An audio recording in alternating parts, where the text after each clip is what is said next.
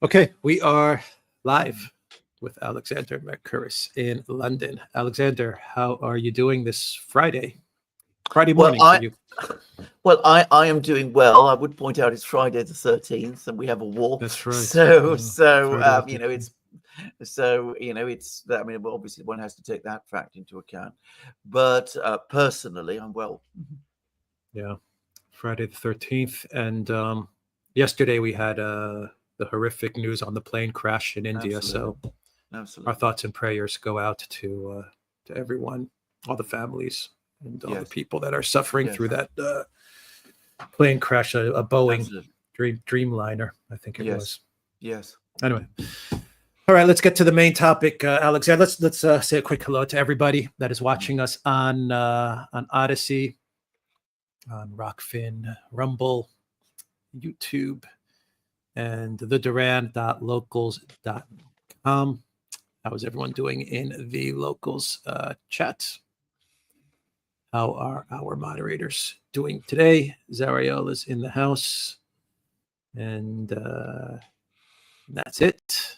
Zariel and myself, we will be moderating.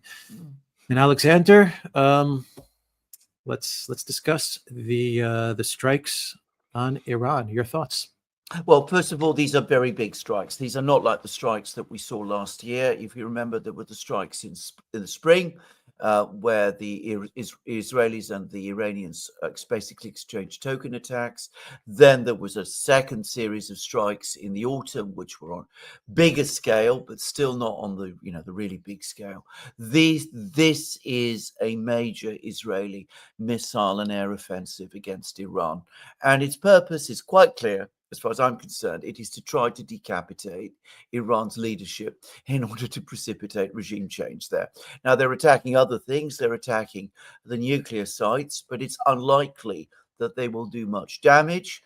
They're also attacking elements of the Iranian air defense system, which is exactly what you would expect them to do.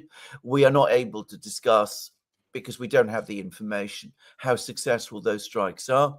But we do know that already two important Iranian military officials, the chief of staff and the head of the IRGC, have both been killed. And the Iranians, by the way, have disclosed that. I mean, the Iranians are being quite open about what is going on. And we have been working up to this for at least a year now, ever since the attack by the Israel on the embassy building in Damascus.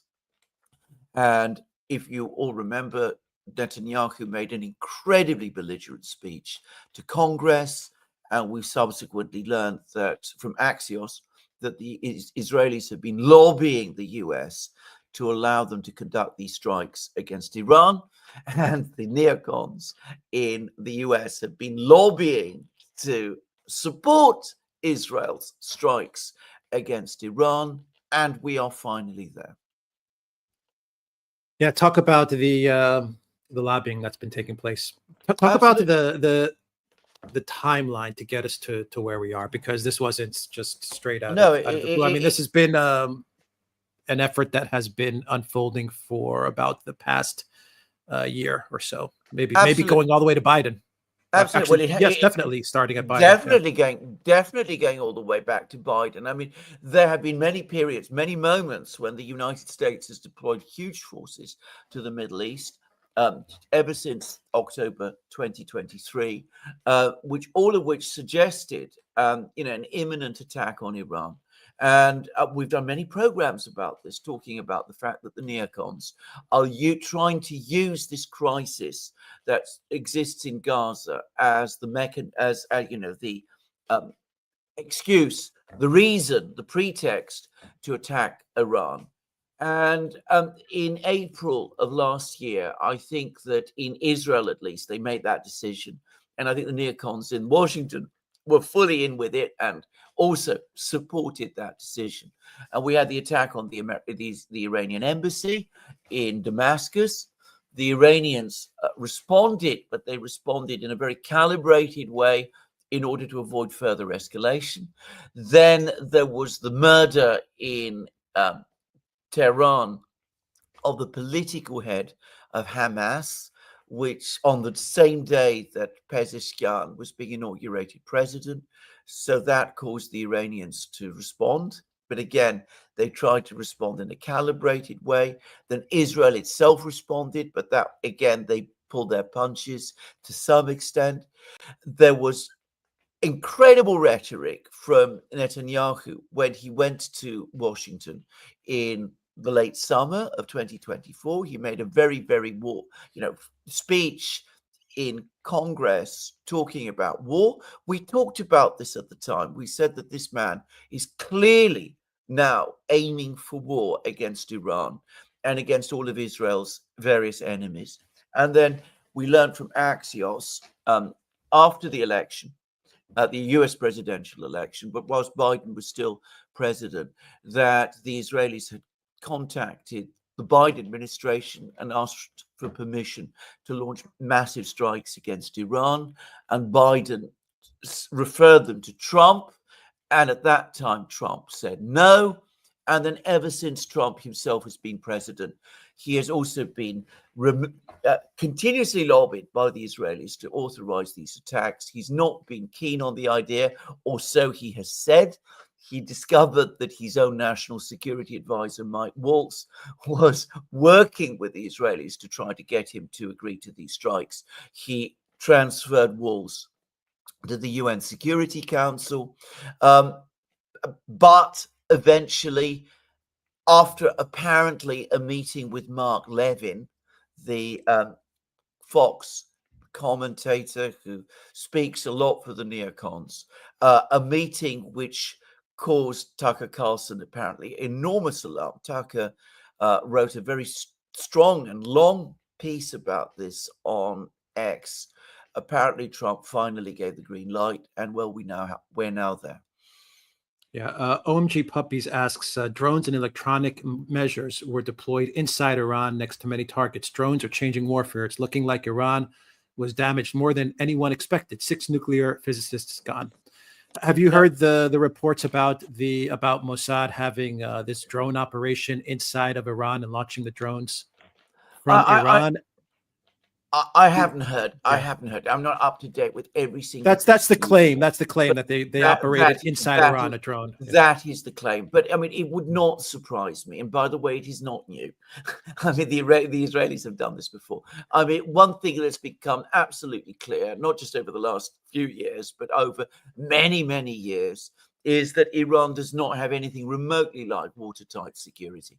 I'm going to make a guess that one of the fundamental problems is that Iranian officials, like Hezbollah officials before them, are far too free in their use of their mobile phones. And I think that enables the Israelis to keep track on them and to find out where they are.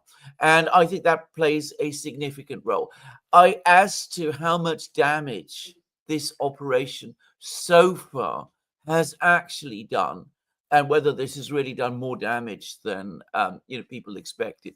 Up to now, I can't really say that because I don't have any real proper damage assessments. I've always assumed that when the Israelis carried out an attack on Iran, they would kill quite a lot of important people. Because, as I've said, I've long since come to understand that Iranian intelligence, or rather counterintelligence, is very, very faulty.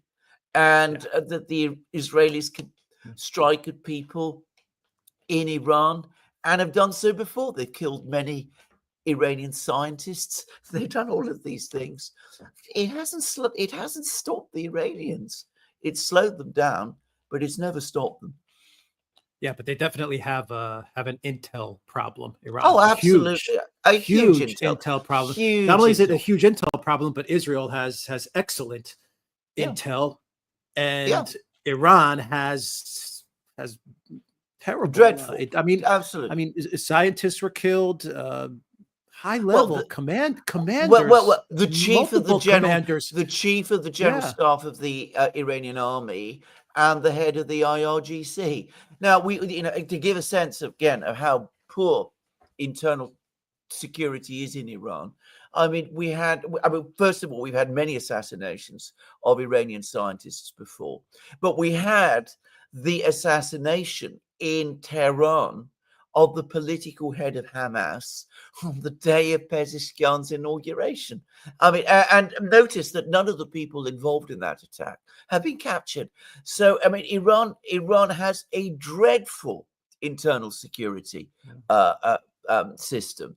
So did Hezbollah, as it turned out. Now, of course, maybe under pressure of all of this, the Iranians will gradually get their act together.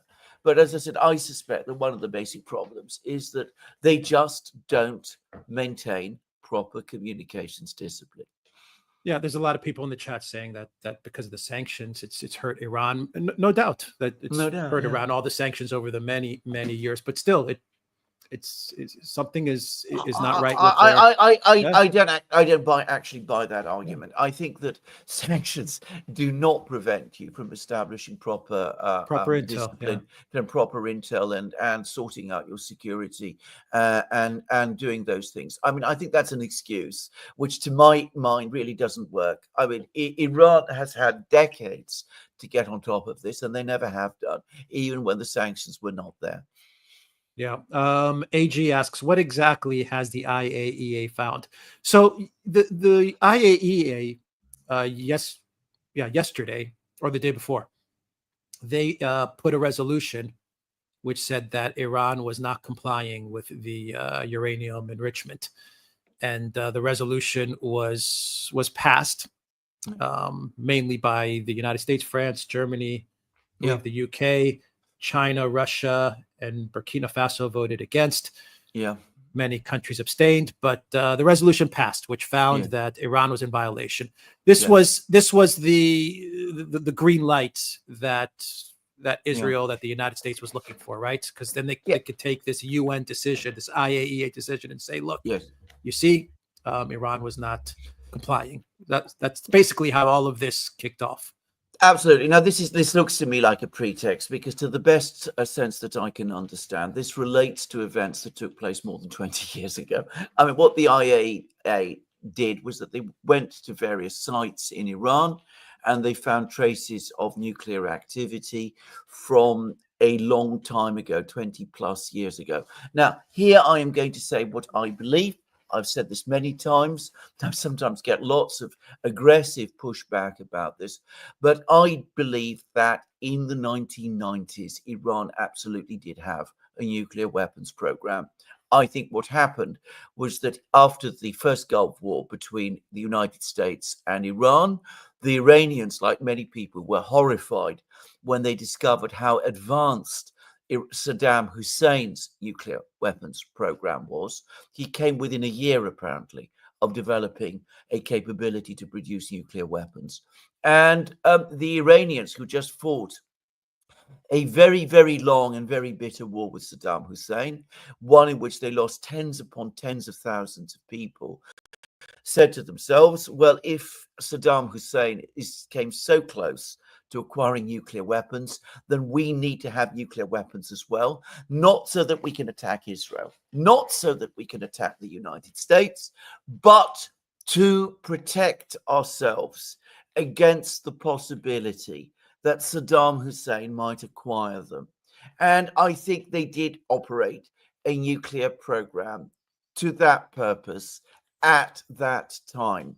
And they did all kinds of things secretly, and this has been long known and widely understood, and they lied about it at the time, and they've admitted that too, by the way. And then what happened was that, as we all know, Saddam Hussein's regime was overthrown when the United States invaded Iraq in 2003. And at that point, the Iranians called their entire nuclear weapons program off, because Saddam Hussein, the proximate threat that Iraq represented, had ended. And then sometime after that, they began to come clean on some of the things that they'd been doing previously. But the result is, every so often, every couple of years, more information comes to light about this previous period in the 1990s and early 2000s, when the Iranians were indeed working on a covert on a covert nuclear program. Netanyahu has brought it up many, many times. The IAEA appears to have done that again.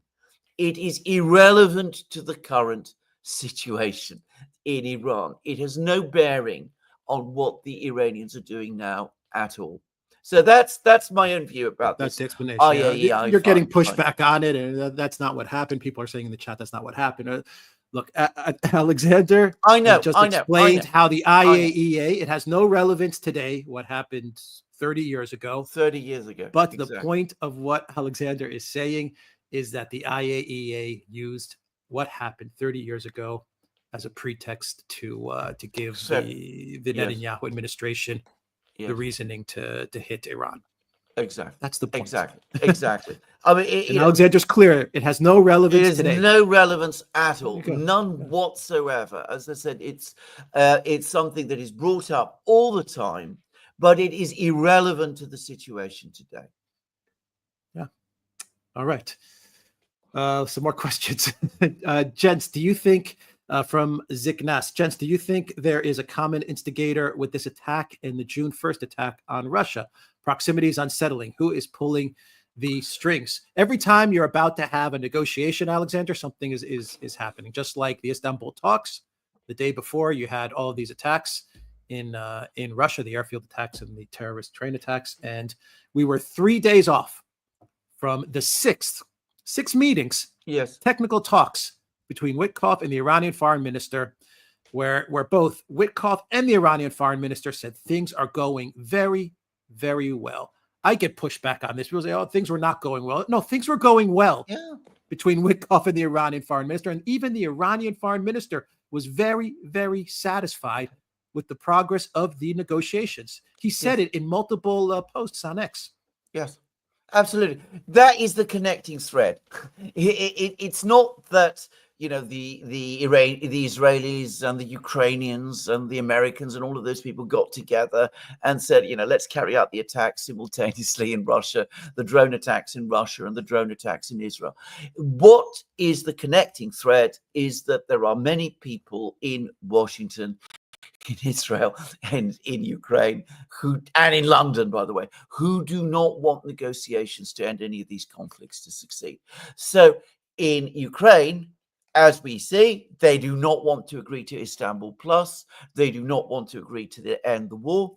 They do not want a situation where some kind of stability is restored to the situation in Europe, because they have a completely different agendas. All of the Ukrainians, they want the money to continue to flow. The British want to conduct their conflict with Russia to the maximum. Ursula wants to use the war to increase its the power of the European Union. The neocons have no reverse care in Washington over Ukraine or everything else. And it's exactly the same between the United States and Iran. There was a straightforward deal on the table between the United States and Iran. Iran stops enriching uranium above 3.7%. It hands over all its enriched uranium above that level to Russia. The Russians have just confirmed that, by the way. They confirmed yesterday that they were in discussions with the Americans and the Iranians on this very thing. Just to say, you can find it on TASS. The Iranians then enter into their various deals with the Russians, which we know about, which will gradually strengthen Iran's conventional defenses. But there is a long, I mean, this is the proposal that they don't enrich uranium, the agreement that they don't enrich uranium is an indefinite one. It is not time limited to 10 years. And the United States begins to lift the sanctions on Iran. So there was a deal there. And Arakchi, the Iranian foreign minister, and Witkoff were both saying, we are making progress towards it. Of course, again, if your priority is not to stop Iran acquiring nuclear weapons, but to achieve regime change in Iran, to come after the head of the snake, as some Israeli officials and commentators and some Western American and British commentators, the neocons, have been saying, then that is something you absolutely do not want to see. You do not want to see that kind of agreement made. And that's why we are where we are. You said yesterday in the live stream with Professor Sachs, you said that what Iran is going to, what Israel's going to do is they're going to launch decapitation strikes. Yeah. Yes. No one else was saying that. Everything No. they're going to go after the nuclear facility. No. They were going to launch decapitation strikes, and that's Yeah. exactly what they did. That's exactly what they accomplished. Exactly. Yes. Yeah. And it's all about regime change. And they're not finished, by the way. I mean, they're not finished. We've got many, many days of this. I mean, I presume they'll be hunting Pezeshkian and Khamenei and all of these other people. And, you know, for all I know, they'll get them. Yeah. Alan Shepard says, so Iran has uranium in the air and in the soil now. Oh, yeah. I mean, I don't know where all of this uranium is, but, you know, you're absolutely right to draw attention to the effects of this. I mean, it is a disastrous thing that is being done. And unnecessary if your priority is to stop Iran acquiring nuclear weapons. That deal is on the table. Iran says it did not want nuclear weapons. The United States says it doesn't want Iran to have nuclear weapons. They both agree on the end point. So where's the problem? Nico says, I'm so done with what is happening in the world. After this, the neocon sociopaths don't stop. They never stop. I guess prepare for the NK as the nukes to drop. Well, what have we been saying on the Duran ever since we started these programs? They have no reverse gear. They don't. Now, I don't think we should give way to counsels of despair. The neocons are not that many people. I mean, I think that's the thing to say. I mean, and they are becoming increasingly unpopular in the United States. And we can see that people like Tucker Carlson, Marjorie Taylor Greene, the people who write for the Federalists, who are supporters of Israel, by the way, they are all coming out strongly and increasingly against the neocons as well. Even Trump, when he went to Saudi Arabia, talked out the neocons. And Tulsi Gabbard made a speech the other day, which clearly shows her strong disagreement with what has just happened. So we must not despair. We must keep talking and pushing back on these people, because, of course, ultimately, because they have no reverse gear, if left to themselves, they could potentially take us to the place that Nico says. I don't think they will, because I don't think they will be allowed to. But, you know, we've got to keep pushing back on them all the time and calling them out for what they are. Yeah. Trump is full in this now. He's full in with the neocons now. Yeah. No doubt about that. Oh, absolutely. Yes. President of Foreign Policy, Lindsey Graham. Absolutely. Yeah. Fuzzy Ball says, no nation suckling on the tit of America can have self-respect for itself because took their self-respect a long time ago. Well, indeed, yes. But I mean, you think of what damage this is doing to the US too. I mean, they're now being drawn into what could easily turn out into another forever war. Yeah. Paul Walker says, anyone the USA holds talks with, issues follow. Oh, true enough. Commander Crossfire says, so much for cooperation between Russia and Iran. What benefit has it brought? Israel is on a roll. Greater Israel talk of internal division is overblown. We haven't yet even had Iran ratify the strategic agreement that they made with the Russians. The Russians have ratified it. The Iranians, as always, have taken their time. We are at the very first days, or not the first day. We are in the first hours of this. We just do not know how this is going to play out over time. And if you want me to tell you what I personally think, I think one of the things that has been driving this process, that has been causing the neocons and the Israelis to bring forward this attack to this time, is because they are very, very nervous that if time evolves, then the security agreements between Russia and Iran will start to gel, and we'll start to see Russian air defense systems being established on a large scale in Iran, and then the military balance in the Middle East will start to shift. Yeah, and that everyone might is happen saying. anyway. Yeah, everyone is commenting, or a lot of people are commenting on social media that the Russian air defense systems in Iran failed yesterday. We don't know. Is that, we don't know. First of all, what Russian air defense Right. systems in Iran? I mean, the Russians supplied one battery of S-300 missiles some time ago. The Israelis, of course, claimed that they destroyed it in the autumn. Maybe they did. Maybe they didn't. I don't know. But Iran's air defense system is mostly, overwhelmingly Iranian. I mean, it's the Iranians have their own air defenses. But what we don't know is how successful or not successful it has been, because we have no comprehensive damage reports yet with which to come to any kind of definite assessment. Yeah, I think the only thing that we know as a definite is the decapitation strikes, the death of the generals strikes. and the scientists, which Iran has admitted. Confirmed, to their credit, by the way. Yeah. Christopher says Iran falls, Russia and China will have soft belly.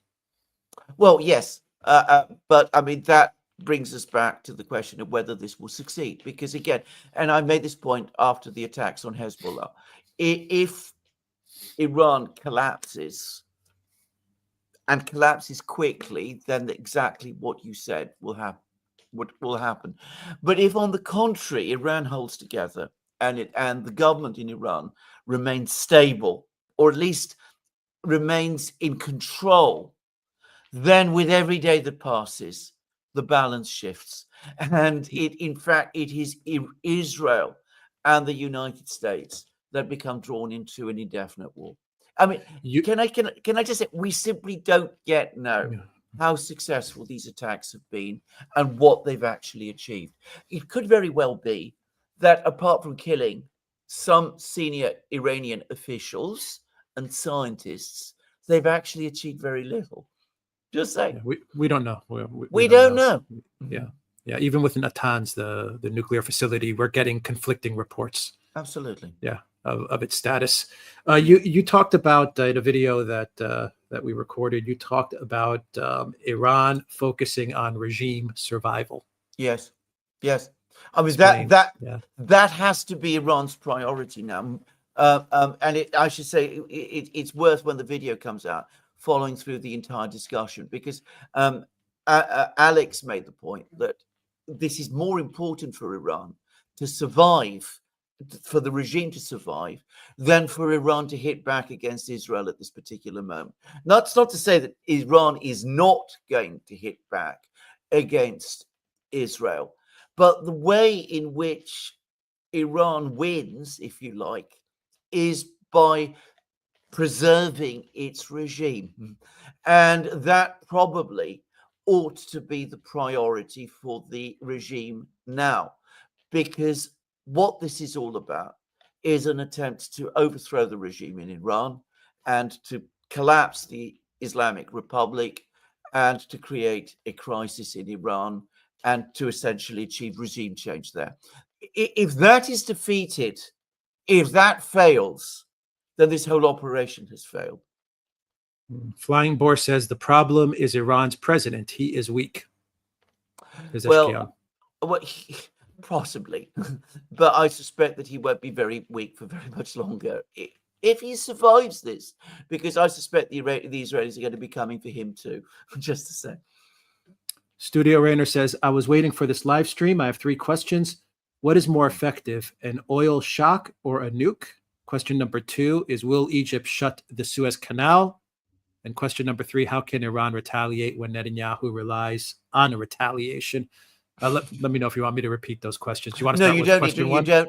You don't need to repeat. Oil shock or nuke? First of all, I mean, if we start going down the situation of nuclear weapons and things of that kind, I mean, that is such an horrifying and unimaginable, well, it's not unimaginable, it's very imaginable, but it's a horrifying prospect. If we start seeing nuclear weapons used, then it's not just going to be a shock, it's going to be an escalation, which is going to lead to a further nuclear escalation and an outright nuclear exchange and an eventual war. oil shock is a very real possibility.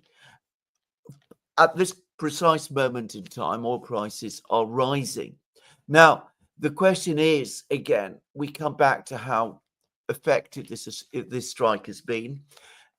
If it has not been very effective, I think that the Iranians perhaps will conclude that it is not in their interests to close the Straits of Hormuz, as they apparently absolutely can do, because countries like Saudi Arabia and the other Gulf states, for the moment, are publicly siding with them. They've all condemned this strike, and Iran will want to keep the diplomatic initiative on its side. If we start moving towards an outright war situation, which we probably at some point will, because the Israelis having started this, it's difficult to see how it ends. If we start to get into that kind of situation, then of course the Iranians might decide to close the Straits of Hormuz, in which case we have an oil shock, and that will have enormous effects on the global economy. That's the first thing to say. I don't think Egypt is in any position to shut down the Suez Canal. I think Egypt's political and economic situation is so unstable and so rickety that I think the al-Sisi government, whose overriding priority is to maintain control, is going to try to keep Egypt out of this whole crisis. And I think that's something people need to understand. I don't think Egypt is in any condition to take on Israel, let alone the collective West. We are not talking about Nasser's Egypt. We are talking about al-Sisi's Egypt. And that is a very different thing.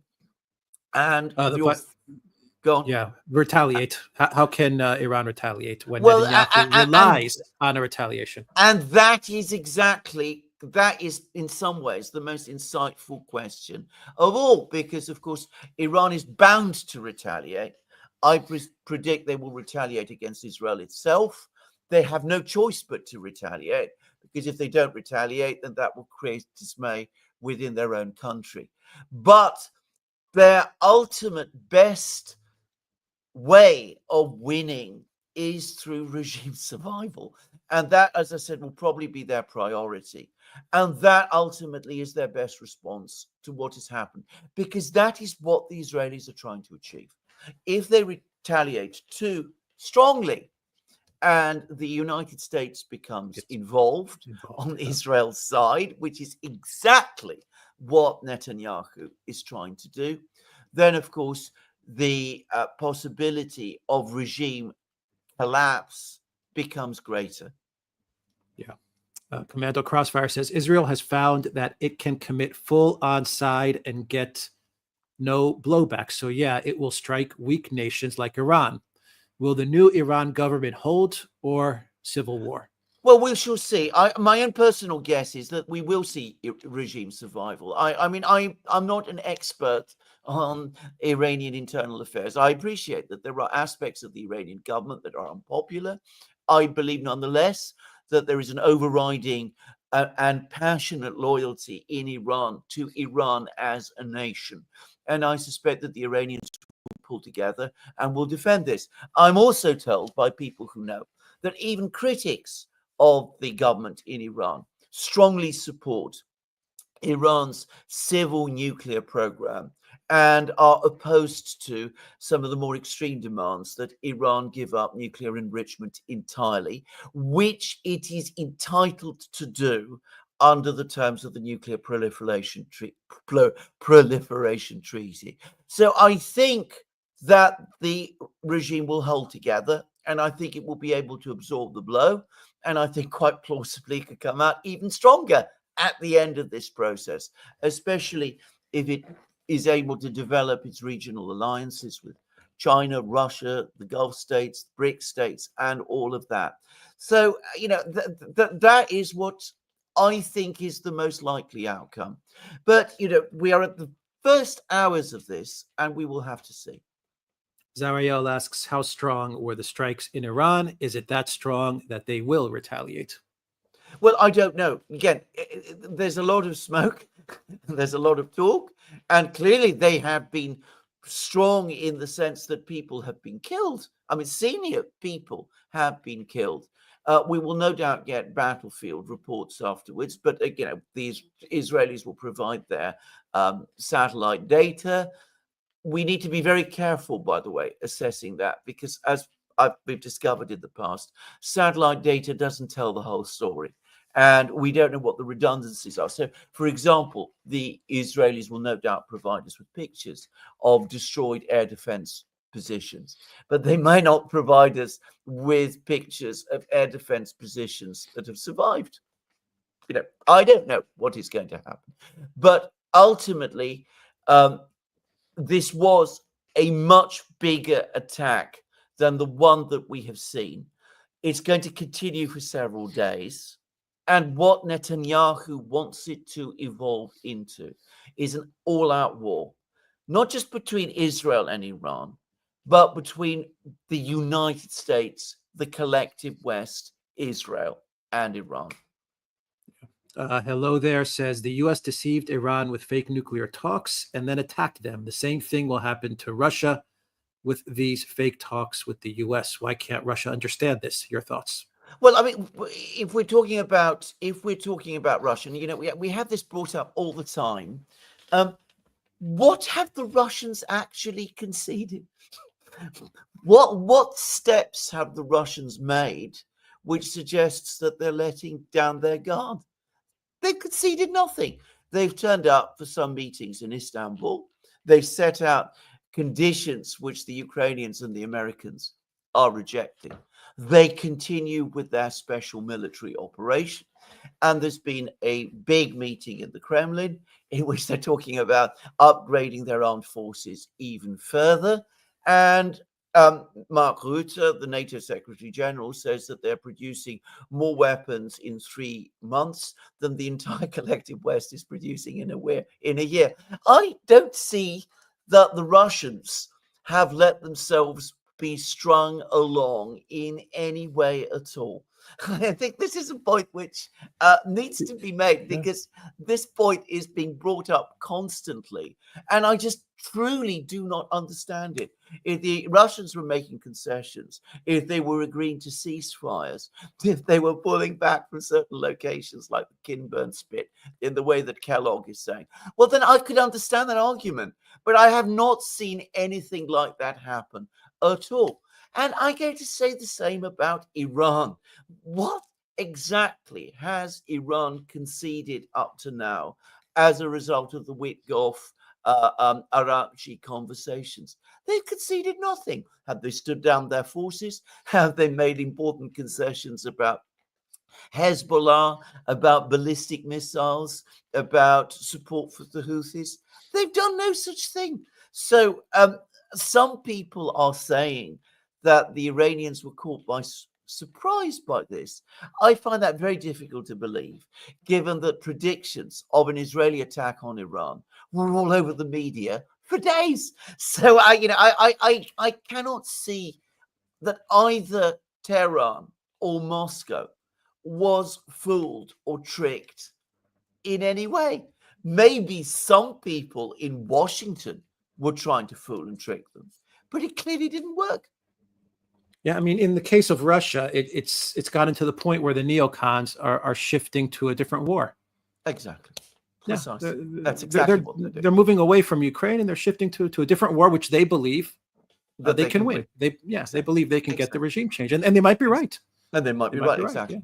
We don't know. Yeah. No, because Iran is a far less powerful country than Russia is. I mean, there's no comparison. Yeah, the hockey goalie says, for all the talk of 3D chess and patience, nothing serious ever seems to happen in response.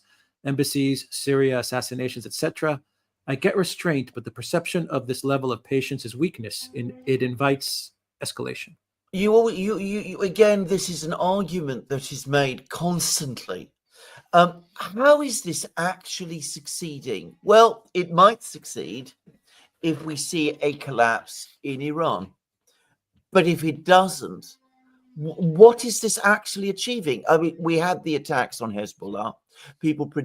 Many people predicted. I thought it might even happen that Hezbollah might collapse under the weight of the blows, but it didn't. and apparently it is rearming. We had the collapse of the Assad government in Syria. Again, it has not been reported, but over the last couple of days, we've had missile strikes on Israel from Syria. Either it's al-Jalani himself and Erdogan doing this, or it's someone else, which calls into question al-Jalani's control. Who knows? But I haven't yet seen any real sign that anything has been achieved by any one of these attacks up to now. Obviously, if Iran collapses, then we're talking about a completely different situation. But so far, Israel has taken all kinds of steps and actions, but it has never succeeded in resolving its strategic crisis, which up to this point, it seems to me, has been getting deeper. Getting deeper and getting worse. Yeah, I'll tell you one thing that's happening. Trump's presidency is unraveling. Absolutely. Absolutely. You're going to get people like Tucker, people like Tulsi Gabbard, who, as I said, just make comments which I think were clearly intended to criticize this whole operation. You're getting other people like Marjorie Taylor Greene, and you're getting the people at the Federalist, and they're all very, very, to say unhappy would be an understatement. Tulsi Gabbard's comments, she was furious about this whole business. Tyler Durden says, decapitation strikes without a declaration of war. We've entered a new age of warfare. Good luck to all. Well, indeed, true. But I mean, declarations of war, who has used them? I think the last time was at the start of the Second World War. Nobody bothers with that any longer. Yeah. Annan Calrissian, thank you for that super chat. Cobb fan says, what happened to the supposed great Iranian air defenses? Well, we don't know. We don't know how many missiles were shot down. We don't know how many missiles got through. When it comes to drone attacks, they clearly are successful, but then air defenses, as we've seen, apart from Russian air defenses, don't seem to be particularly effective in countering drone attacks, especially when they're local drone attacks. So, we haven't yet been provided with the full story. What we can say is that maybe the Iranian air defenses have not worked, but what we can say definitely is that Iranian counterintelligence, internal security has again failed. Stephen G says the real question is how will Iran respond, because they will need to.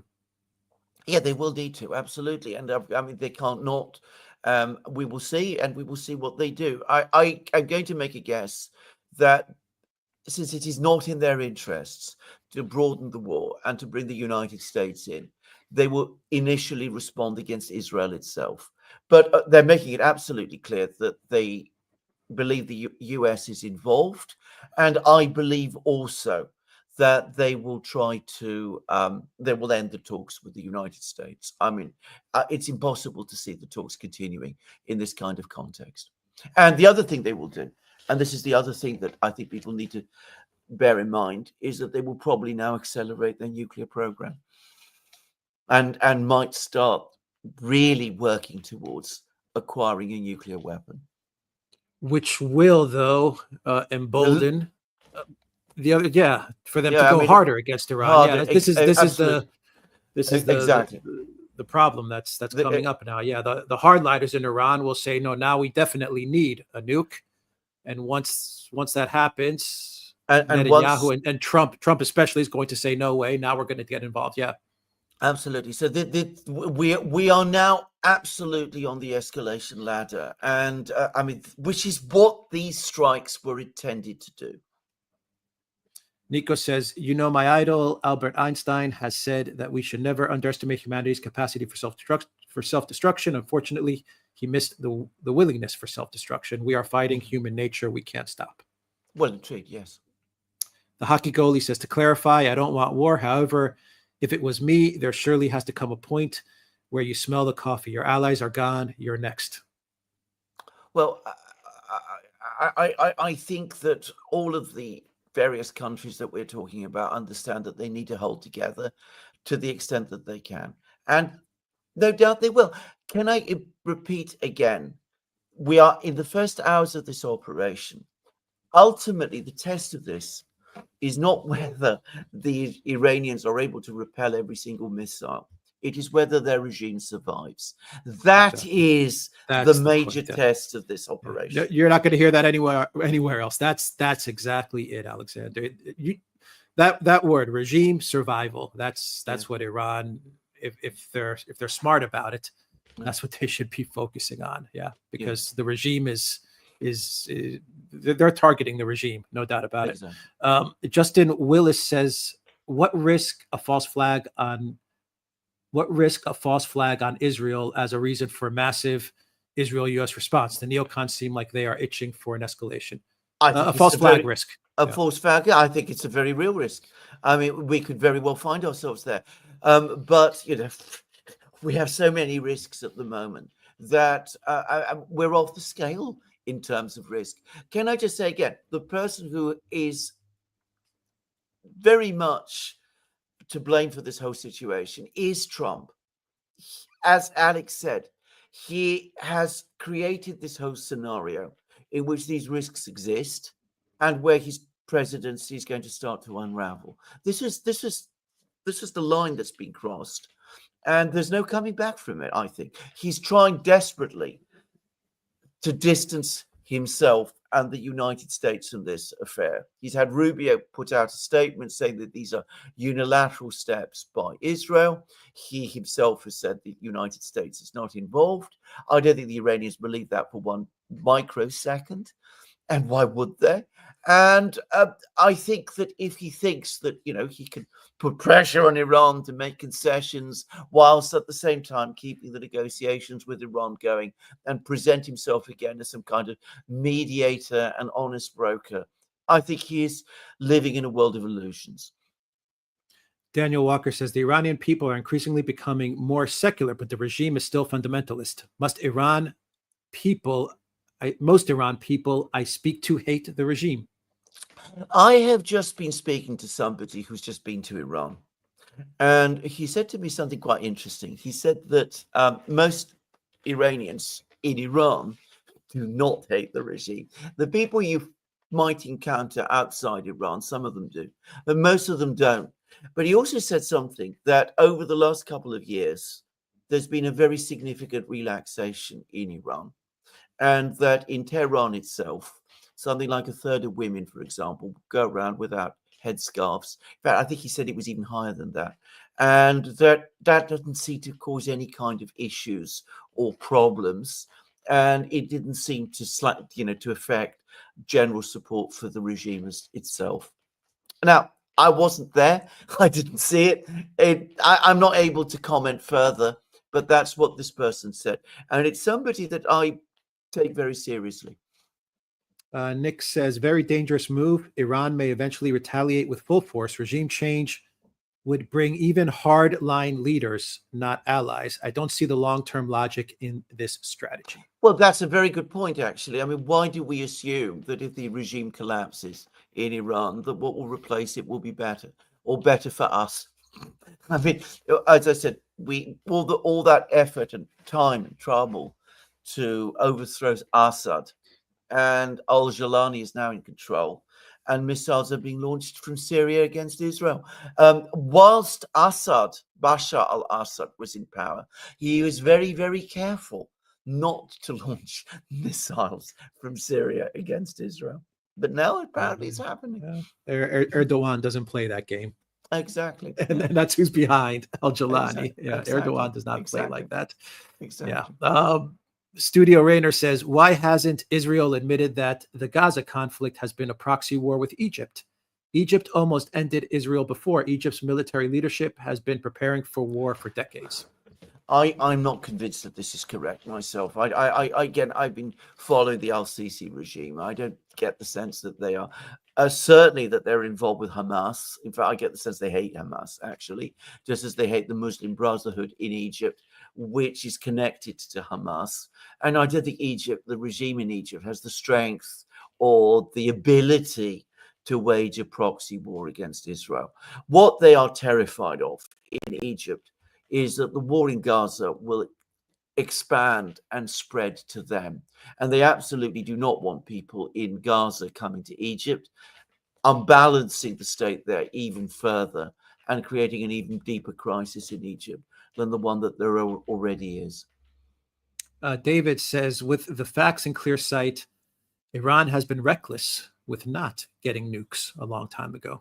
Many people, I'm sure, in Iran are saying that. In fact, a couple of weeks ago, a couple of months ago, there was a whole series of statements from Iranian officials basically saying that very thing.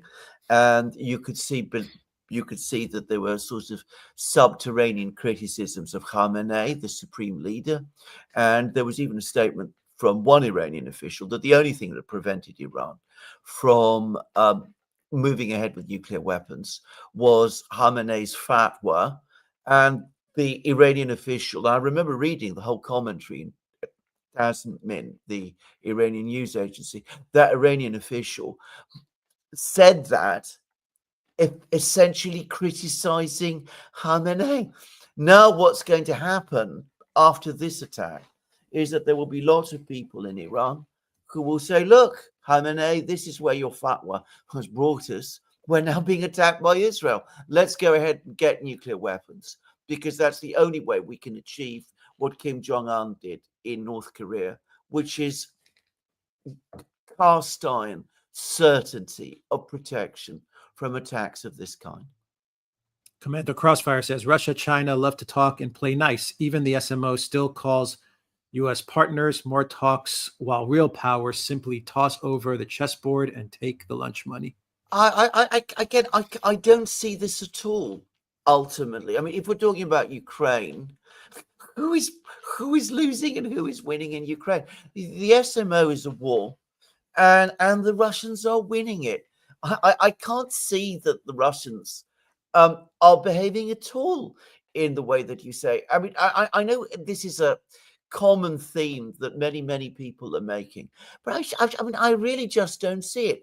And if you're talking about Iran, again, to repeat once more, the Iranians have never made any sort of significant concessions at all, and they saw off Saddam Hussein, and they established dominant influence in Iraq, and they continue to arm and equip Hezbollah, and they continue to arm and equip the Houthis. And for the moment, as I said, they've been holding together. Whether the regime itself in Iran is strong, that is a completely different question. But I don't see that they've been acting weakly. I just don't see that at all. Anon Carlusian says, I predict a mild and weak response from Iran. Well, what does a mild and weak response mean? As I said, if the regime survives, then they've won. And I think that's the key thing to say. If you're talking about strikes against Israel, I think, again, they will be careful to calibrate those strikes to try to avoid an out-and-out war with the United States, which, however, might come anyway. But why bring on that war with the United States, which is a war which Iran doesn't have the means to win in conventional terms, because the United States is so much stronger, and which could potentially do enormous damage to Iran and to Iranian society?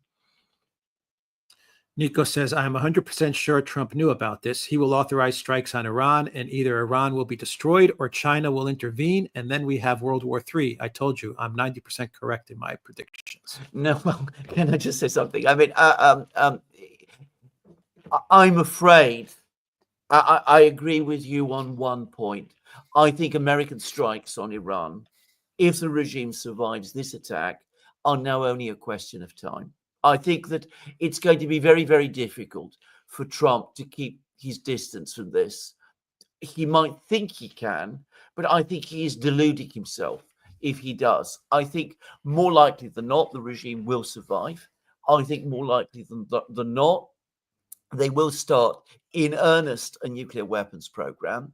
I think at that point, the pressure on Trump to intervene directly with the United States is going to become overwhelming. And then we will have a crisis the like of which we have never seen. And I'm afraid on that, I do agree. Now, how this will play out in the long term, I think that is uncertain. I don't think China will want to intervene directly in the war. I don't think Russia will want to intervene directly in the war, but you can intervene in all kinds of other ways. You can supply weapons. You can start supplying intelligence. You can start doing all kinds of other things to help Iran withstand the blow without becoming directly involved, as the Soviets did in Vietnam, for example. And that could play out over the long term. But in order for that to happen, the regime itself must survive. And that is the key to this. Solid Freeman says, Karp said USA will lead a three-front war. Teal says, competition is for losers. Both run Palantir. Trump is with them and Altman. Elon and co tried to go against them. They lost. What do we do now? Well, I mean, we find ourselves in a war, and a war which is going to, as I said, fracture the MAGA movement in the United States and lead to the collapse, ultimately, of Trump's presidency, and probably quite plausibly create a rift between Trump and J.D. Vance. Bear in mind, the neocons got their way before. They catapulted the US into a battle with the Houthis. And the Houthis came out on top. We had, big bombs, claims that important Houthi leaders had been killed, and in the end, it didn't work. And J.D. Vance warned. That it wouldn't work, and he proved to be right. And he's known to be hostile to a conflict with Iran also. And I suspect that he will turn out to be right again. Whether he's in any position to pick up the pieces is another question. Arman says, shame on you Iranians. Do not want the Islamo-fascist. In all caps. Well, I mean, I don't want to say about that. I mean, I know this is a common belief. I don't believe it has any real reality in terms of the actual political situation in Iran today. Yeah. Grugutch 1001 says, Brian Berletic has predicted this for years. Iran will be the last Arab state. Russia, then China to fall. Time to fight back. Well, first of all, Russia, then China to fall. Yes. First of all, Iran is not an Arab state. It's completely different. I mean, the Iranians get very, very offended when you call them an Arab state. I mean, it is an Iranian state, and the Iranian language, Farsi, is an Indo-European language like the ones in Europe. It's closer to English than it is to Arabic, just to say, much closer to English than it is to Arab. So it is not an Iranian state. But if you're talking about an attack on Iran, we've been saying many, many times in many, many programs that the neocons wanted an attack on Iran. And we've said many times that sooner or later it's quite likely would happen. So there's nothing, there's no great revelation or surprise here. The one thing that has perhaps slightly surprised me is that Trump has folded so quickly in agreeing to do something which is so clearly contrary to his own political interests. But I mean, ultimately, does that even matter now? Just to say, but that the neocons have this game, go after Iran, go after Russia. They started with Russia. They failed in Russia. Now they're going after Iran. If they failed there, what else do they have? And I can tell you what they will try to do. They will try a war with China instead, because that's what the neocons do. Because, as I've said many times, these people have no reverse gear. Yeah, we've been saying this for 3 years as well. I mean, yeah, Russia, China, Iran, China, Iran, Russia. I mean, they picked Russia first. Absolutely. They thought Russia was the easiest one to go after. Absolutely. And they failed. They failed. They failed. Yeah. Gorbachev's forehead says, is my wine-stained birthmark in the shape of Iran? Oh, Gorbachev's forehead. What to say about that? Yeah. I can't really see the connection between Gorbachev and Iran and the situation in Iran today. I mean, I would point out something, by the way. I mean, Iran was massively attacked by Saddam Hussein in the 1980s. There was bombing of Iran on a scale far greater even than what we're seeing now on Iran in the 1980s. There was the so-called War of the Cities. Many Iranian leaders were assassinated at that time, and yet the regime survived. Now, that was the 1980s. Maybe the regime has decayed since then and has become corrupt and has lost contact with Iranian society. That is the test, but it's not as if Iran hasn't absorbed blows like this before. Commander Crossfire says Syrians support Syria as well, yet the lighthouse of democracy was still swept away by a sea of tyranny. West strikes together, BRICS stand alone. No, I don't accept that. I don't think they do stand alone. And I think that we've seen China continue to trade with Russia. It's not as if the Russians ever asked the Chinese to become involved in their battle in the special military operation. We saw that the North Koreans offered military help to the Russians, and the Russians, after a lot of persuasion, apparently agreed to allow a North Korean contingent to fight alongside them. I don't think this is true. And if we're talking about Iran, which is a member of the BRICS, which Syria wasn't, Syria apparently was offered membership, if not of the BRICS, certainly of Belt and Road, and turned it down and chose to stay away from the Kazan meeting of the BRICS. Yeah. Assad made so many mistakes. I know, absolutely. He made many freaking mistakes. Yeah. So, I mean, it was Syria itself, or at least the Assad government, that took the decision to keep away. Now, Iran is different. And again, we are in the first couple of hours of this, and we don't, again, know how over time it's going to play out. Frank Mears says this is a big distraction so they can push through sweeping new laws for Palantir, another Brazilian thing. The noticing will continue every time. Quite possibly. We'll see. Maybe. Lola Rain says Iran was the 7th country on this favorite list. My heart is heavy for Iran, Israel, and the entire Middle East. Warmongers are celebrating. U.S., please don't. Oh, well, indeed. So, and how has it improved the security situation of the Middle East? How has it improved Israel's security situation? You're absolutely correct. I mean, they're ticking through all of those 7 countries. Iraq was a disaster. Syria, I predict, is going to turn out to be a disaster too. Libya, well, the man who seems to be the rising figure in Libya, Haftar, is increasingly aligning with the Russians. So how is this turning out well? And this attack on Iran, which is the most strongest of all of these countries, I agree, it has been there, ready for a very, very long time. But I'm going to make this prediction: if it succeeds or if it fails, in the long term, and the long term always prevails, that's the law of history, in the long term, the results will not be good. Mark, thank you for that super sticker. Studio Rayner says Netanyahu needs war to stay in power. If Iran war fails, then he'll be forced to go for Turkey or Egypt. He literally is waging war to remain in power. Collapse in Israel is equally possible.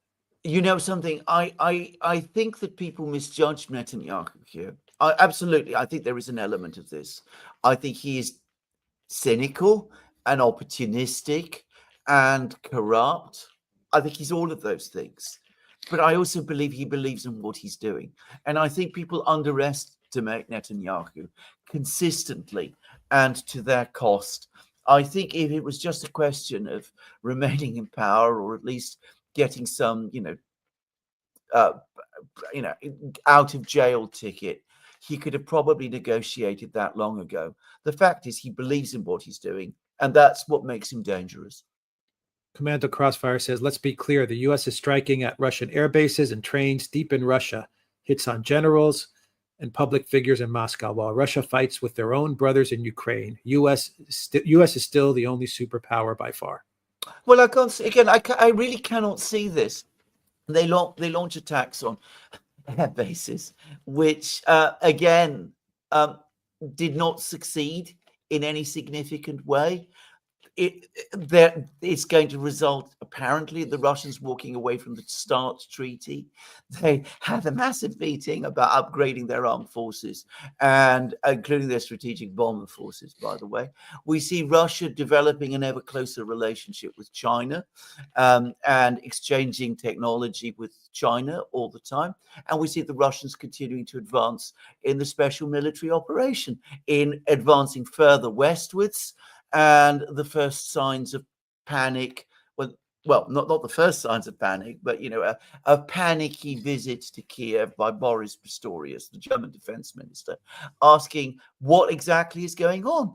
I just don't see how any of this is playing out in the end to the West's advantage. You play a long game if you play your cards carefully. My constant experiences, that's the way to win games of this kind. Trying to knock over the board, as somebody said. It might work in chess, but it absolutely doesn't work in international relations. GEG says, I'm not surprised at the timing between attacks on Iran to force the U.S. into action, and coordinates riots across the U.S. this weekend to force the U.S. into action. The neocon globalists and their civil society program defunding were a blow that must be undermined. It took some time and reorganization, but I see this as a generalized neocon globalist response against rising populism led in spirit by changing American electorate. Well, you may very well be right about that, but then in that case, if these are the people who are doing these things, then what on earth is Trump doing authorizing this attack? I mean, it makes even less sense in that case. Nico says, I know that you think that Pezeshkian is weak, but the sad thing is that all the younger Iranians I talk to, they really like him for being less aggressive. Why couldn't they let him change the country as much as he could? Well, the answer is that he has become president a relatively short time. He was accepted by the Iranian leadership, by the way. There was never any visible signs of tension there. He tried, it seems to me, to continue a process of rapprochement with the United States. That has now self-evidently failed. It wasn't the Iranians, the Iranian leadership, who stopped Pezeshkian in his tracks. It was the Israelis and the Americans. Sammy295 says it's a result of our Western indoctrination. We expect Russia to behave like the West, when in reality, they and many non-Western countries often prioritize long-term strategy over impulse actions. You are absolutely correct about this. That is exactly right.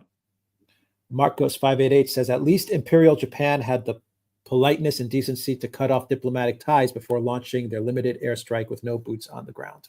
Well, it's true enough. Debo, the Black Panther, says, greetings, Alex and Alexander. They went by happy until they destroy us all. Sad. Well, they don't think they will destroy everybody. They still hope and believe that they're going to win. Every one of these battles turns out badly for them. Can I make a simple point about the neocons? All of their projects begin with a bang. They always look like they're going to be successful. And people who support the neocons are euphoric in the first days, and people who oppose the neocons are demoralized. Then over time, it all turns otherwise, and their projects invariably and always fail. And I've no reason to think this is going to be any different. Fuzzy Ball says, why is the West trying to eliminate Putin? If they were successful, Medvedev would go scorched earth on the EU and create a lot of new parking lots. Because they don't understand Russia at all. They believe that Putin is this, I think they largely persuaded themselves that Putin is the person who holds it all together, and he's this demoniacal leader who is, the strong guy, and that if he falls, we will have someone like, Navalny, I suppose, though he's no longer around any longer, but somebody like that take over, some weak liberal figure. And I mean, there could not be more completely wrong about that. That's my clear assessment, having recently been there. Esoteric Philosopher says, how will Hezbollah survive without their former arms corridor in Syria? And wasn't Iran, Russia taken by surprise there? Right. Iran and Russia were completely taken by surprise by the speed of collapse of the Syrian army, which they absolutely did not expect. And they've all said that, and they said that straightforwardly. But this is the strange thing. Hezbollah does apparently continue to receive weapons, and they are receiving weapons across Syria. And the person who has been authorizing that is Jalani, and Jalani is doing it because Erdogan has told him. So this is Erdogan. He constantly plays these complicated games. And by the way, Erdogan has good relations with Iran. Sanjeva says, joined late. What happened? Lots going on. Lots going on. Unfortunately, yeah. All bad. Studio Renner says, if Iran collapses, it doesn't benefit Israel. He needs to maintain wars for his power. Turkey or Egypt would be next. Framing Netanyahu's motives correctly leads to a clearer understanding. Well, indeed. I mean, if Iran collapses, then, as I said, we're in a completely different situation, and we'll have to work out what that means, because we don't know what the outcome of an Iranian collapse would be. Would it be a regime which is able to gain stability across Iran? Would it mean Iran's fragmentation? I don't want to try and speculate too far ahead. At the moment, as I said, the big question is, will the current regime survive or not? If it survives, and with every day, week, month that passes, the balance turns further and further against Israel and the West, and, by the way, the United States as well. Valeria, thank you for that super chat. Commander Crossfire says, Russia, Iran, logic. Don't escalate or the people punching you in the face might punch you in the face. NATO full in on this, just like in Ukraine. No, I think people, it's something that people always say. In the case of Russia, what has happened since February 2022 is that Russia has just steadily got stronger. Its economy has got stronger. It's advancing in this area of the special SMO. Its armed forces have become very, very much stronger. Surely that is the important thing in the long term and overall. Now, Iran is in a much weaker position than Russia is. So it's completely understandable that the Iranians didn't want to rush into a conflict with Israel and the United States. But now that conflict has begun, and quite plausibly, the Iranians will start to take action. But as I said already, their priority is regime survival. If they can survive, if they show that they can resist these pressures, then the balance will start to shift in their favor.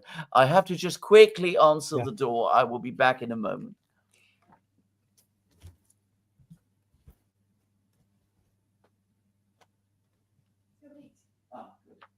Jack Ridley, thank you for that super sticker. Here I am. All right, I'm just going through the super chats. Alexander G says Trump is eager and ill-informed. Bad combination. Let's try to inform Trump however we can. Yeah, I think there's some truth to that. Yeah, he's very, very ill-informed. If that is the case. If that is the case, yeah. Klaus Clemenson says Callas must stand up and demand strong sanctions against Israel. We cannot allow attacks against a sovereign country in a rules-based society, with a clown emoji. Well, sure enough. Thank you, Klaus. Good point. Very good point, actually. Yeah.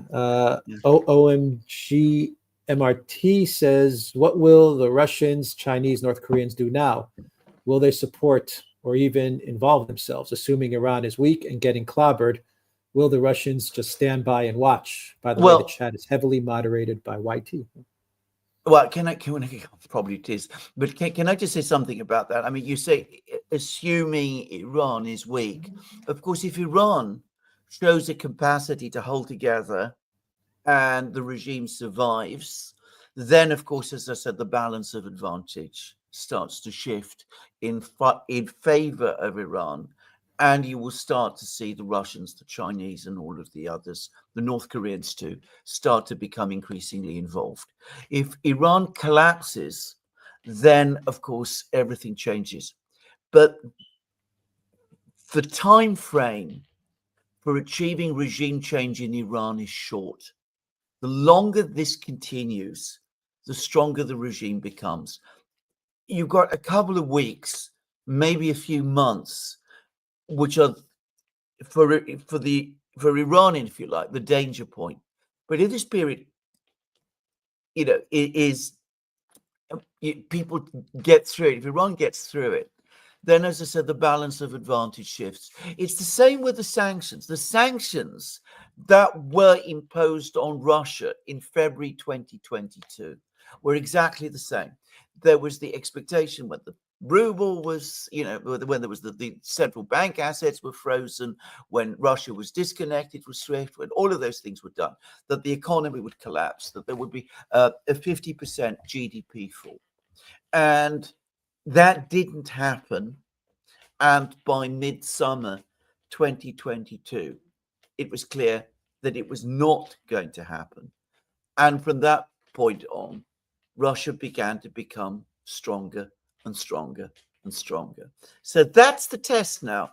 The test is what happens within the next few days and weeks and maybe months. If by autumn, Iran is still there with its current regime, then the crisis point will have passed.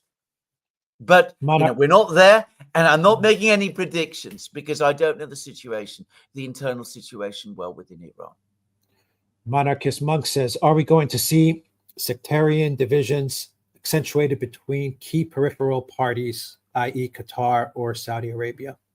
Quite possibly. I mean, Saudi Arabia and Qatar don't get on at all well. Who's to say? Quite possibly.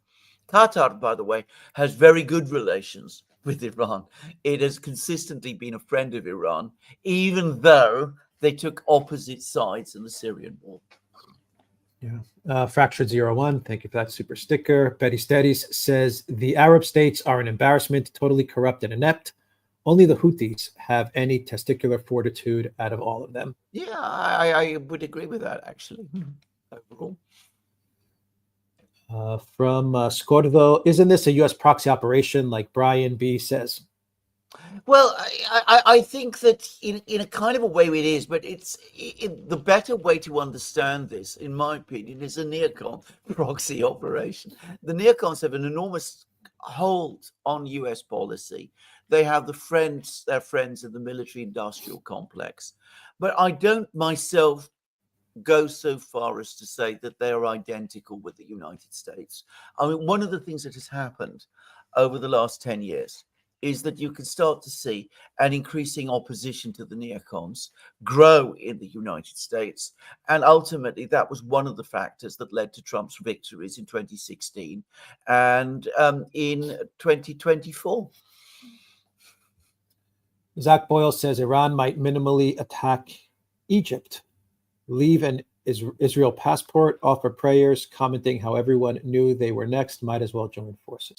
Iran might attack Egypt. I'm sorry, did I get this correct? Yeah, I think it's sarcastic. I think leave an Israel passport, offer prayers, commenting how everyone knew they were next, might as well join forces. Well, as I said, I don't think Egypt is in any condition to take on Israel, and I think that again, I as far as I could tell, Egypt is basically an American client state, which to some extent maintains some kind of an independent policy and is trying to get itself involved in BRICS and to build particularly closer relations with Russia. But at the moment, people should not place any reliance on Egypt. When was the last time Egypt fought Israel? In 1973.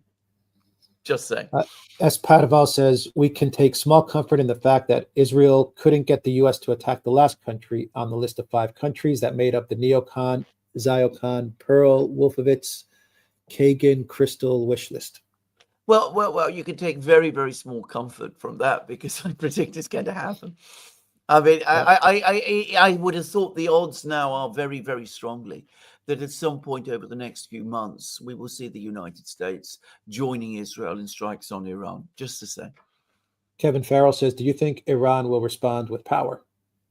Well, Iran will respond, but to repeat again, now that we are looking at an outright attempt at regime change, that's what a decapitation strike is. And that is what we are basically looking at now. Iran's priority is regime survival. Henry Kissinger put it once very well. In a kind of situation like this, if the weaker side survives, it wins.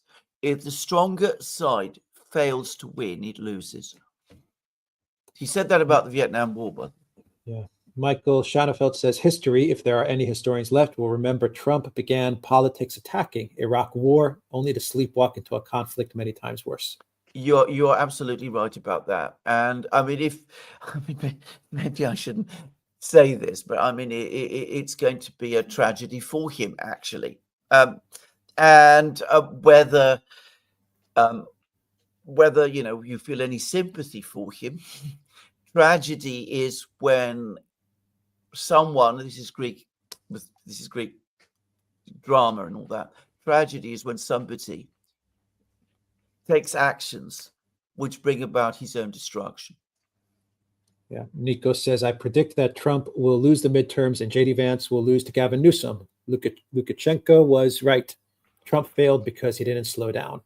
Well, this is probably quite plausibly what will happen. As I said, I mean, we're still at the early stages, and I'm not going to make any predictions about American politics today. I mean, that's for another day. Kareem NYK 2001 says Trump will not survive his term. He looks even weaker than the first time. We are in a dangerous moment. No, I think, well, I mean, unless something happens to him in terms of health, I think he will survive his term. But the question is whether or not he will survive the term as a president who is in control. Increasingly, he's looking as if he's no longer in control. Yeah, he's not in control of his foreign policy, not in control at all. I don't even know if he's interested, to be honest. I mean, it seems like he's getting intelligence reports, if he even is getting intelligence reports, but whatever reports he's getting, he's definitely not interested in the detail of what's happening. Exactly. I think we could very well end up with a situation where he becomes an unpredictable and annoying person occupying the presidency, who the rest of the American political system just ignores. The permanent government just goes on doing what it's doing, and as I said, he's a president without power. Yeah. Christina says, must we ask again who is running the U.S.? We must, always. But I don't think it's difficult, actually. I mean, there is a permanent government in the U.S. They saw off Elon Musk, just to say. I mean, you can criticize Elon Musk in all kinds of ways, and I do, by the way. I think he made many, many, many mistakes. But ultimately, he did try and mount an attack on them, and he lost. Studio Rainer says Mexican flags are more dominant than American flags. I've heard this. Christian Delmore, welcome to the Duran community. Empire We Are says, in the 90s, I worked at McDonnell Douglas Boeing. Our team got the aircraft ready for first flight. I did avionics, flight control, electrical. I built American F-15Es, Israeli F-15Is, and Saudi F-15Ss. Wow. Yeah. Amazing. Dion Sylvian says, please explain the notion of preemptive strike. Is imminent danger needed? Did Israel have it?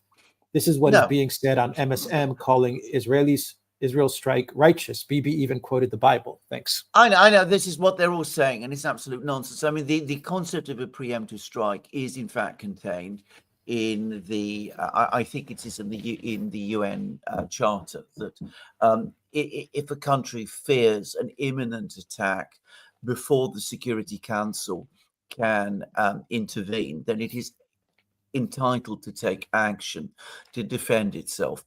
Then, of course, the neocons expanded the meaning of that. They stretched the meaning of it beyond any conceivable logic, and used that to justify an attack on Iraq, to prevent Iraq acquiring weapons of mass destruction, which, as it then turned out, Iraq didn't have. This is not a preemptive strike. The US intelligence community has said that Iran is not ready to develop nuclear weapons. And at the same time, we had negotiations underway between the United States and Iran, which seem to be making progress. By no stretch of the imagination does this fall within the definition of a preemptive strike in accordance with the provisions of the UN Charter. Sajeva says, sorry, driving middle of Australia. Can you summarize what happened? Summarize what happened. We've had a Israel airstrikes against Israel Iran. missile. Israel. Well, very briefly, Israel is conducting at the present time, and for the next couple of days and maybe even weeks, a major attack on Iran intended to decapitate its leadership and achieve regime change there. Yeah. That's, in summary, what is taking place. Empire we are. Only S models are not nuclear capable. E and I models have nuclear consent panels. The Israelis would cover that panel with lots of tape. That tape was always falling off, exposing the big fat letters NUC. Wow. I mean, that is, I mean, these dangers that, you're hinting at are absolutely there in this situation. Socratic Violet, thank you for that super sticker. Studio Rainer said, how is the U.S. the only major superpower? Currently, we're having a flag dispute. Some seem to favor Mexico over the U.S. It's a foreign invasion by any metric on the homeland. Well, there you go. I mean, we have people on this live stream who say that the United States is the only superpower because they're able to do all these terrible things. And we have other people from the United States who say, how can we be a superpower? And we have people in California protesting. I'm not using the word protest, rioting if you prefer, and waving Mexican flags. This is the reality of the world we are in.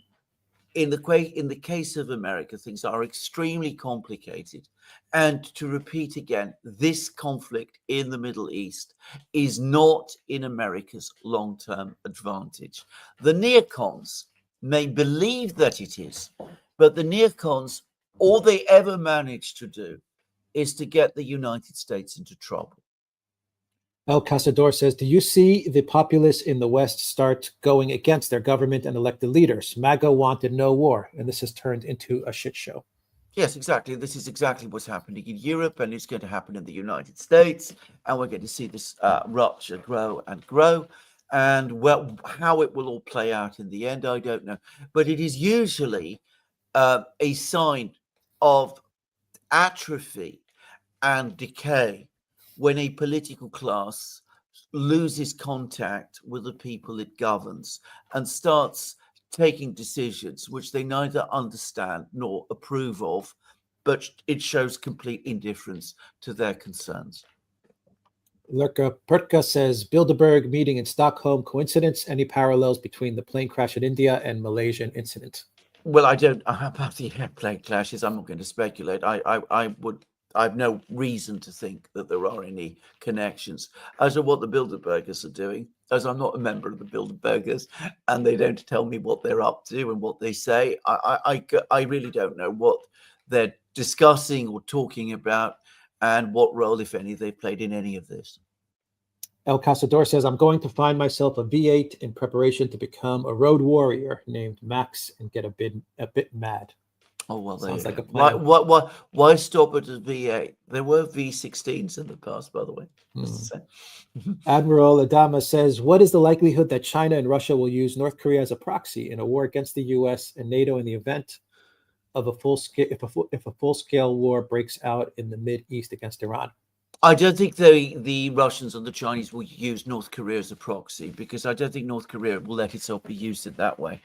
North Korea, it seems to me, is a country which absolutely has agency and it might make its own decisions. North Korea has excellent and very, very good relations with Iran.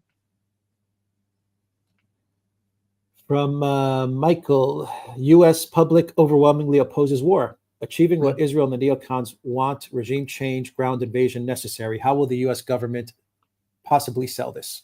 Well, this is exactly the point that we've been making over the course of this program. If the regime survives these blows, then what exactly does the US and Israel do? Do they engage in an indefinite bombing campaign against Iran, which would be extremely difficult to sustain politically and morally disastrous, and will probably stretch their resources?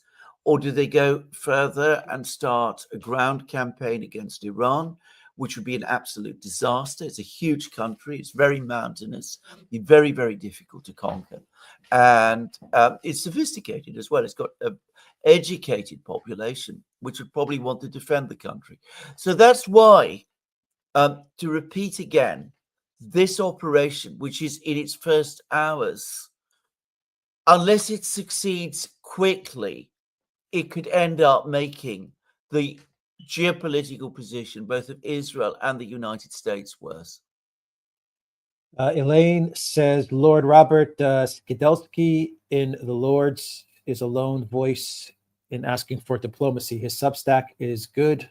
Could he be a guest one day? That would be a great idea. I'm a huge admirer. Danny Nunn says, I think the Iranian military is much stronger than we, and then I think the U.S. military too weak to engage with Iran. They're going to fail against Iran.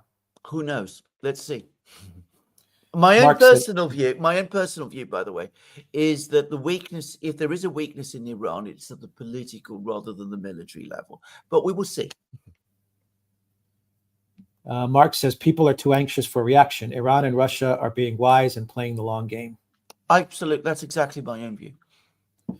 Empire we are. We built 25i models that were gifted to Israel. Israel doesn't buy its hardware. Everything is gifted. Yeah. Alex says, as a Russian, I am losing my respect for Putin day by day due to lack of his decisive actions. Strong words won't scare the dogs away. Looking at Iran. Well, I think we have all of this commentary again. If we're talking, first of all, Iran has to show that it is capable of defending itself. If it cannot do that, then nobody else can help it. It's exactly like what we saw with Syria. When Syria fought, it had allies who came to its help. When Syria didn't fight, then there was nothing very much that its allies could do. Ultimately, in this particular conflict that's taking place now, it depends ultimately and immediately on Iran. If Iran is able to fight, then other countries, Russia, China, and all the others, can start to do things. And as I said, the balance will start to change, and probably change quite rapidly. So as for the longer term, as for Russia and what is going on in Ukraine, to repeat again, they are winning the war. And that is ultimately the important thing.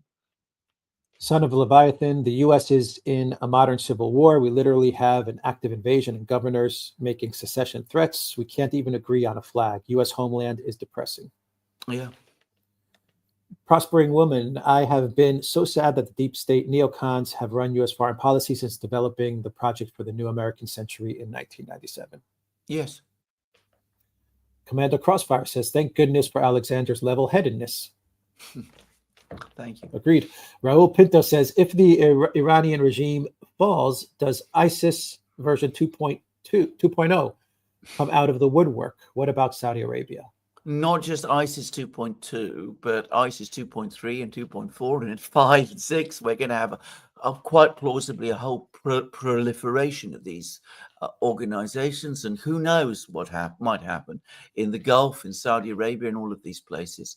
I'm not in a position to predict what will develop in a region I have barely visited and don't know, but nothing good will come of it.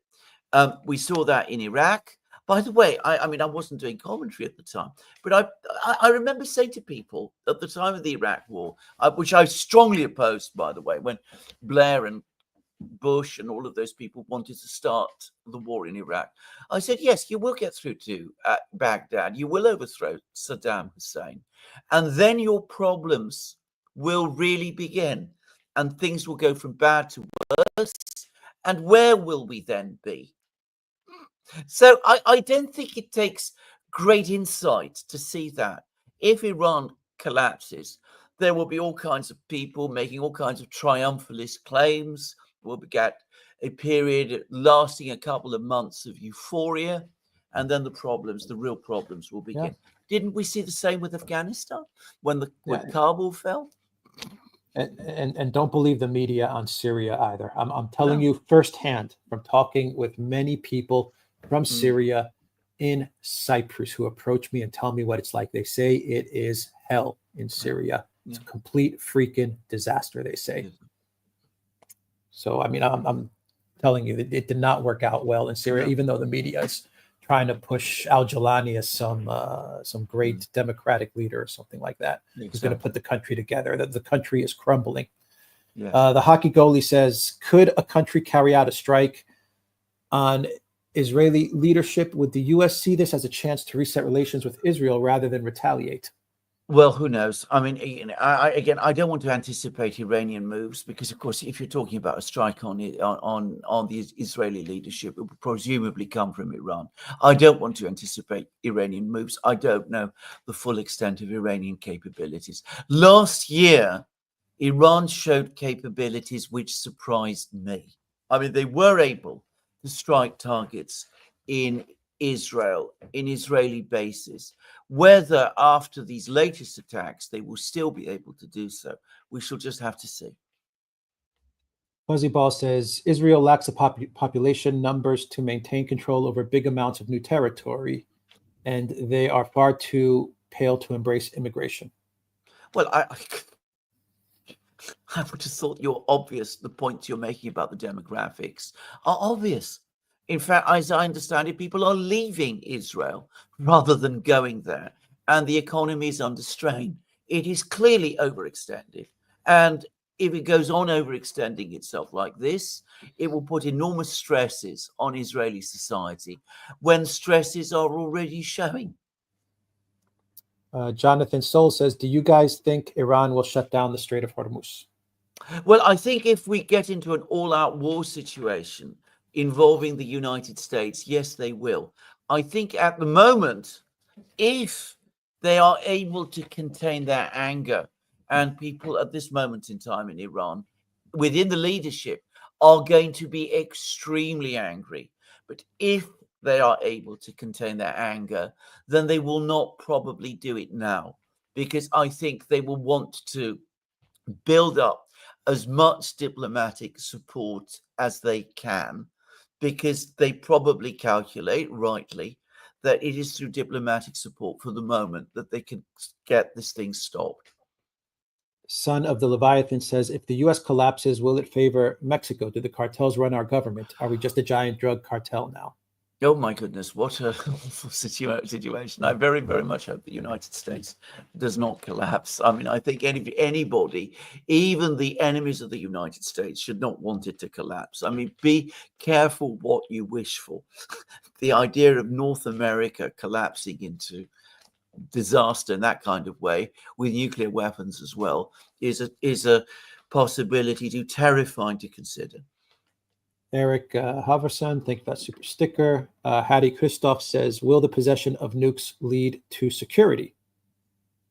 Well, increasingly not, it would seem. I mean, Iran, I think, probably would calculate, or some people in Iran probably calculated, if Iran acquires nuclear weapons, then it is safe from regime change attacks. But exactly as Alex said, if Iran starts moving towards acquiring nuclear weapons, then it's difficult to see how the United States would not become involved in a war against Iran. Son of the Leviathan says the U.S. was a British company. Maybe a Mexican flag will be more patriotic. I don't know why nobody is taking this seriously.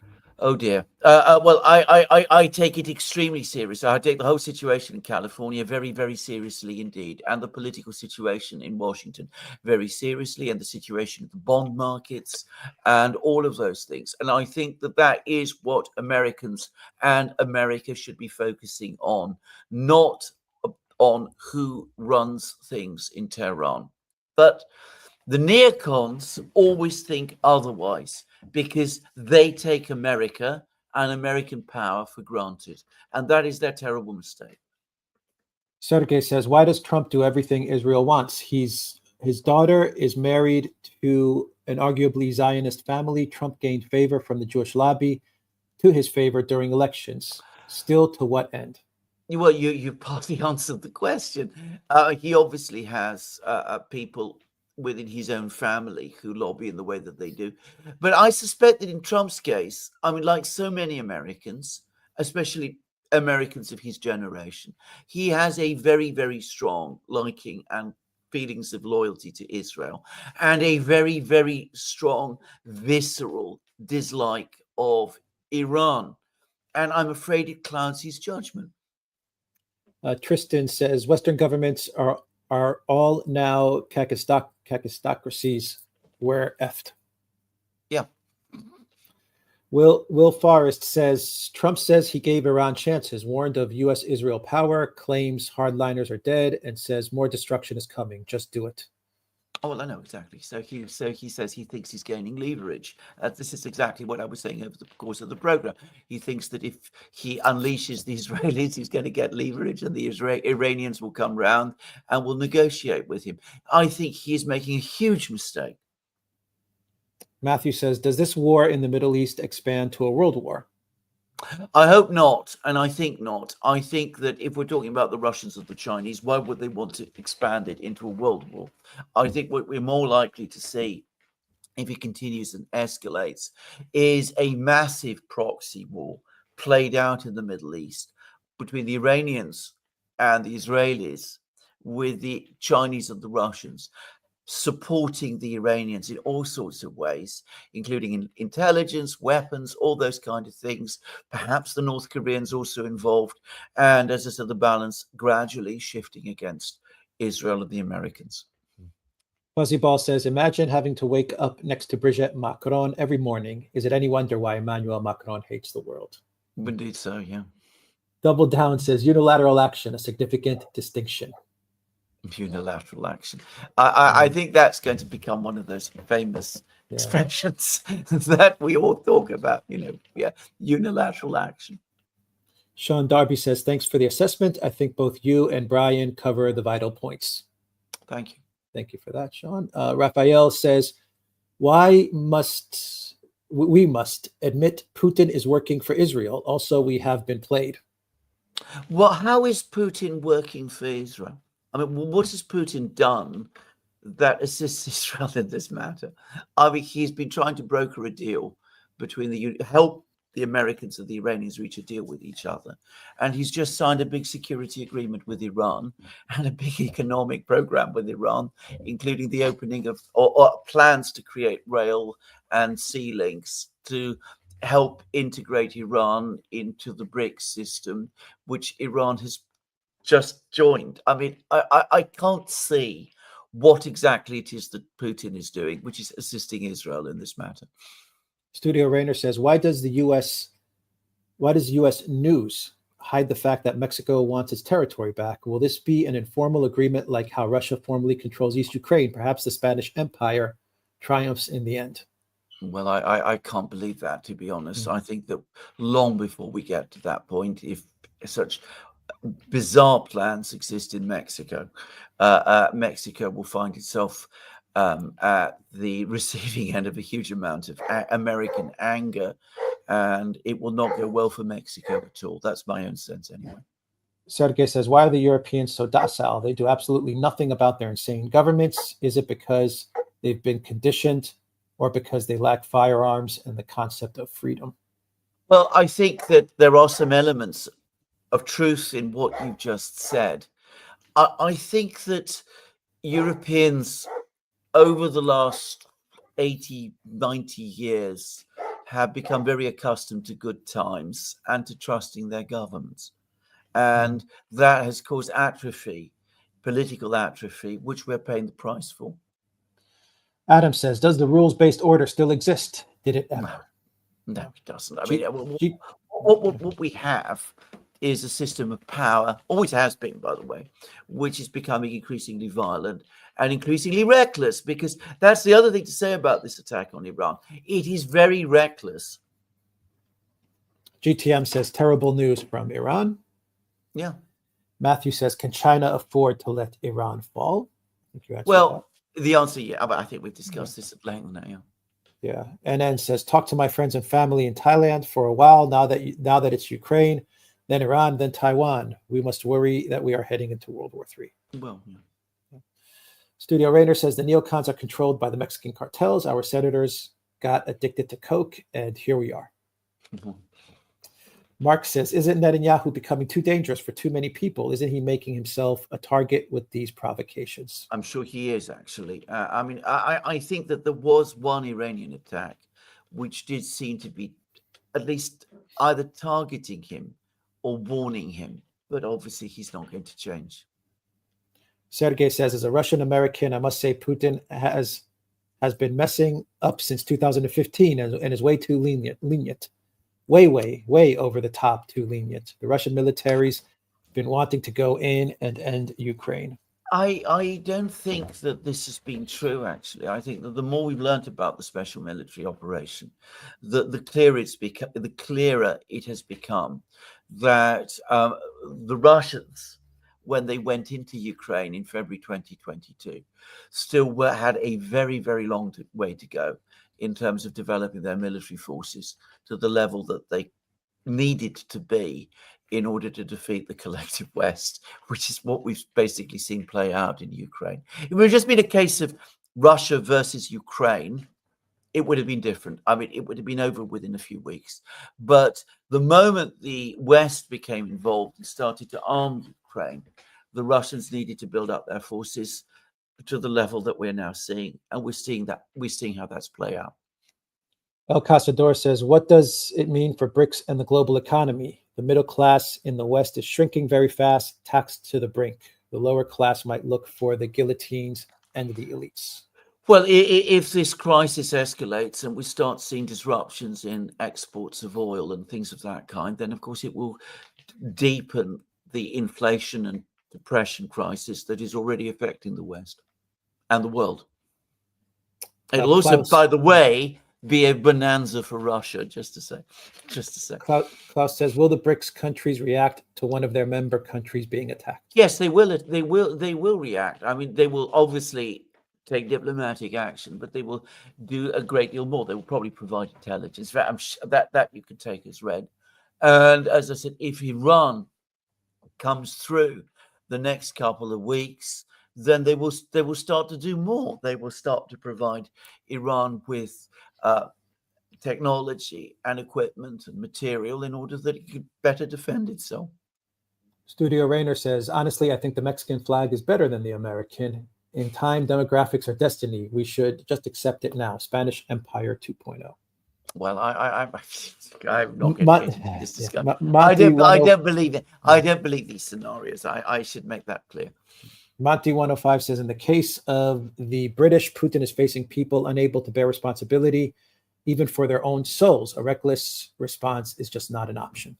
I think that if people in Britain were better informed, I think there would be a massive revulsion of feeling against what our governments are doing. But I do think people are very well informed about it here. Take a pick 1313 says $45 a barrel for oil, says the EU. My $100 BP shares are going up, and I bet today's gas price goes up 5 to 10 cents today. Yeah, I'm sure you're right. It's going up. Yeah, it is going to go up. Tristan says tensions are becoming very taut. Wars are expanding. Threats are abounding. And observe, we are in the moment of monumental change. Run, you fools. Well, absolutely. You're completely correct. And so much for the president of peace, which is what Donald Trump says he wants to be. As I said, I still believe that he thinks that this is going to gain for him leverage. I suspect this is the story that Mark Levin and others like him sold him. And I think he could not be more wrong. As Alex said at the start of the program, he is out of his depth in this. Yeah, he's delusional, if that's what he believes. No. Double down. Biden and Trump have the same foreign policy goals. I don't know. I don't agree with that. I think that Trump really does believe in a system where there's trade. I don't think he particularly wants the United States to be involved in many things of this kind.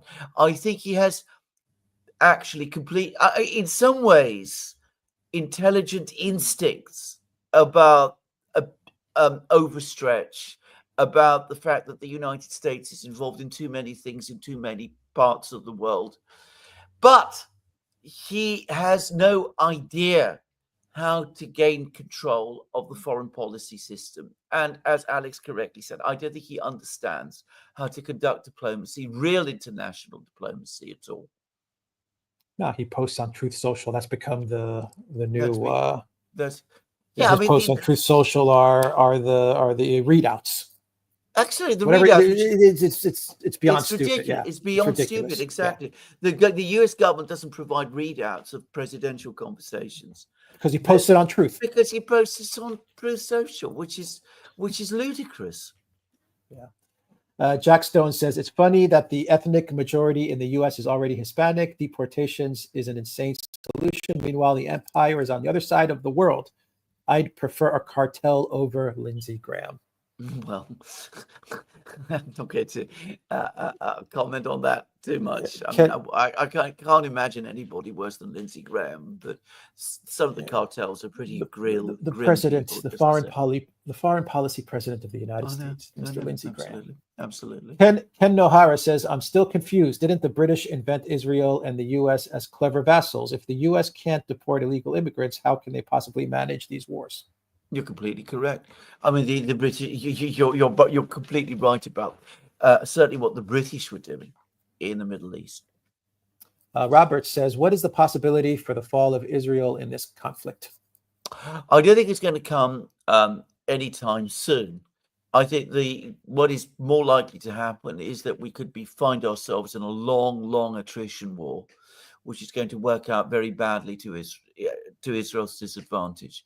The risk is that this long attrition war is going to lead to an escalation, which could result in use of nuclear weapons, in which case we could have outcomes which I don't even want to imagine. Sergey says, Americans are becoming increasingly tired of our government. We have legalized bribery, lobbying, and no term limits for any politicians. It may ultimately lead to the breakup of the union. Yeah. It's just on a final note, Alexander, it's ridiculous to watch Mitch McConnell sitting in the Senate talking to Pete Hegseth. They're both talking about Ukraine escalating war. Mitch McConnell, what is he doing in the Senate, this guy? Well, agreed. Like four strokes, and he's still sitting there talking about escalating against Russia. Anyway, that's everything. Wow, what a live stream! What a live stream! Oh, boy, well, big news, but as I said, we'll keep an eye out, and obviously, as developments come, we will keep you informed, at least of our views. We will continue to provide our commentary. Joanne says Iran funds terror. Israel sees Iran as a threat. Pray for innocence on both sides.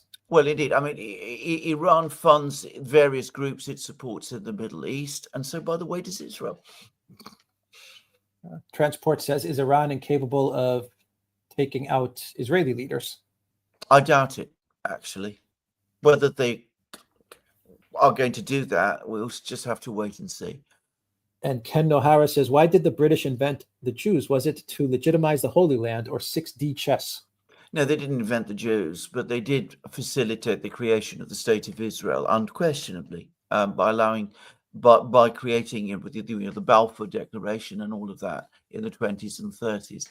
And they did that because, as somebody correctly said, it fitted in very well with their own projects, their own imperial projects in the Middle East at that time. All right, that's everything. Thank you to everyone that watched us on Odyssey, on Rockfin, Rumble, YouTube, and theduran.locals.com. And thank you to our moderators, Zarael, Brett, Angry Warhawk, and who else? I think that's everybody that was moderating today. I hope I didn't miss anybody. All right, we'll be back with some videos. Right, Indeed, we will. Indeed, we will. Indeed, the work continues. All right, take care, everybody.